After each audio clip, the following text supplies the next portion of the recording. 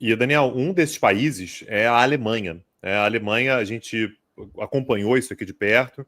A Alemanha passou por eleições gerais, né, antecipadas, né, no dia 23 de fevereiro, e havia uma negociação, né, algumas semanas já, para a formação de um governo. Já estava mais ou menos cantado como é que seria o governo. Vai ser a tradicional grande coalizão, né, então os dois partidos mais tradicionais da Alemanha do pós-Segunda Guerra Mundial, a CDU, né, junto com a sua aliada a CSU, e o SPD. Né? Então, a centro-direita conservadora e a social-democracia juntos sob um governo de Friedrich Merz, né, que é um integrante da CDU.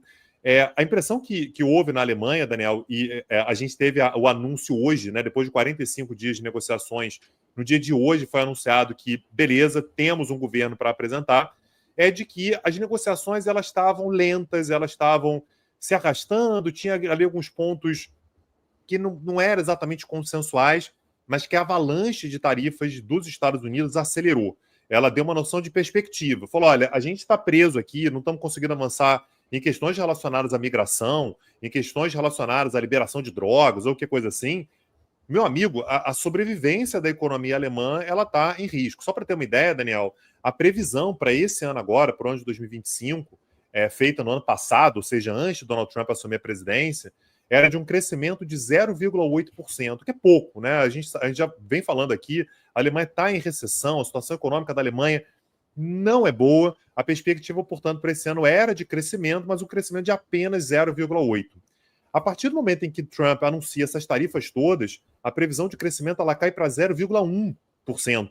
Ou seja, é praticamente uma estagnação. 0,1 não é crescimento. Né? Então, quando a gente fala sobre essas tarifas que foram anunciadas e que agora teve o recuo do Trump, eram tarifas que falavam em 20% de tarifas sobre produtos europeus, outros produtos, né? Então aço, alumínio e automóveis, 25%. A Alemanha é uma exportadora de automóveis, a Alemanha é a maior exportadora da Europa. Então, a gente está falando sobre algo que, de fato, poderia ter um potencial, na verdade, para atingir a economia alemã de forma muito séria e, portanto, houve uma certa celeridade na construção desse acordo. É um acordo de 146 páginas.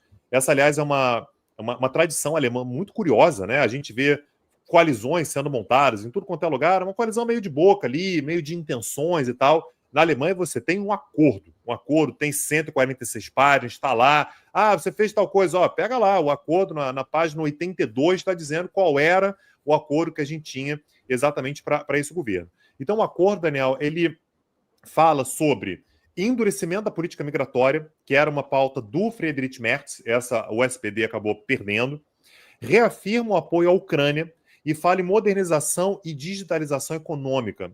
Isso é algo que a gente já falou aqui, que é importante ressaltar.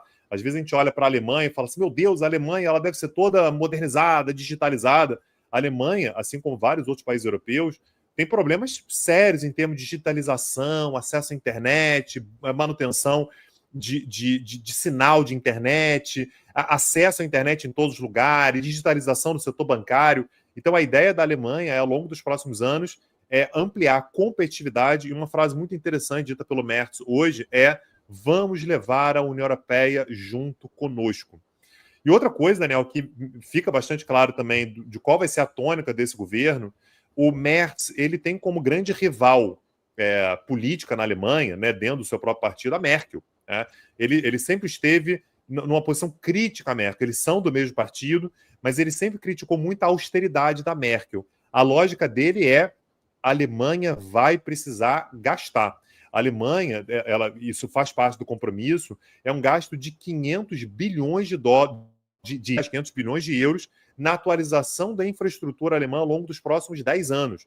Então a lógica dele, aquela Merkel lá ficou esse negócio de não gastar para controlar a inflação, porque não pode gastar, não pode gastar, não pode gastar.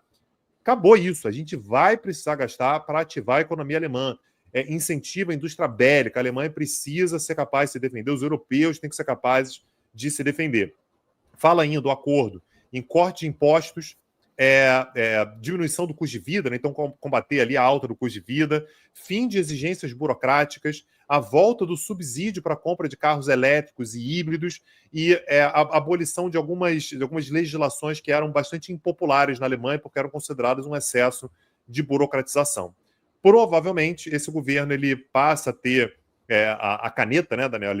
Ele assume no mês que vem. Há um período de transição até lá, como é que vai ser montado o governo, a parte mais prática, né? Mas provavelmente a partir do mês que vem teremos um novo governo alemão. Sai o governo de Olaf Scholz, do SPD, entra um governo da CDU apoiado pela SPD, mas liderado por Friedrich Merz, Daniel, próximo chanceler alemão.